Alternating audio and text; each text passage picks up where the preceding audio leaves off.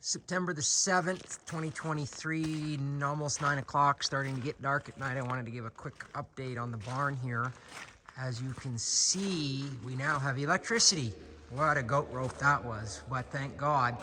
These lights that you see here are going to stay on all the time for the cows. They only draw about an amp, so they cost nothing, and they have a daylight sensor on them, so they'll go off during the day anyway, so it might cost $4 or $5 a year or something to have them on. And we just added these switches here today, and when we're all on, that's what the barn looks like.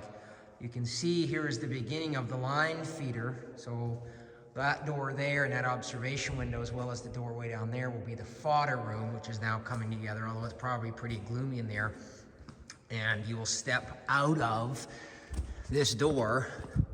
There's the fodder room here.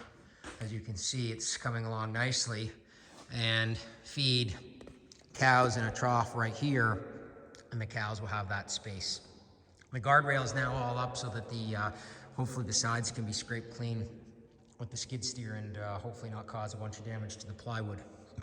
One of the big jobs that we're trying to do here before I let cows in here, even though it's just pouring with rain, is we're cleaning and sealing this concrete floor with a vacuum cleaner and a broom, a task that takes hours. Two of us took all day today to do this section here. And I don't know if it's a good use of my time or not at all. I'm not getting any sort of solid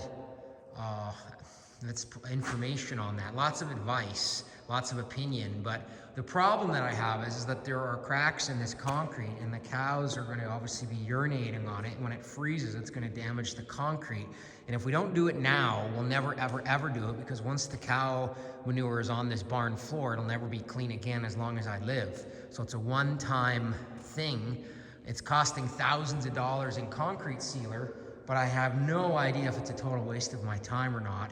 But I figure I should do it, because if it does help and it makes the concrete last an extra 5 or 10 years, then it's worth doing. So that's what we're doing.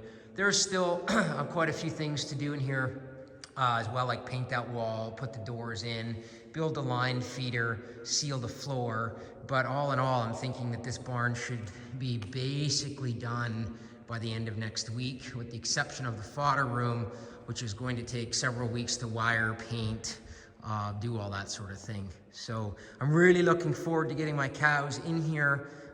It's just pouring with rain this time of the year, as well as just having a barn. I mean, there's something about having cows in a barn that's pretty darn cool. So that's what's going on here, and we're making good progress. I've started the fattening process for the cows. I'll make a video about that to show how I do that. I've certainly learned a lot in the last few years as a rancher, and I think the quality of my beef is going up, and the quality of my herd as well. So that's what's going on here on the farm on this rainy September night. Bye.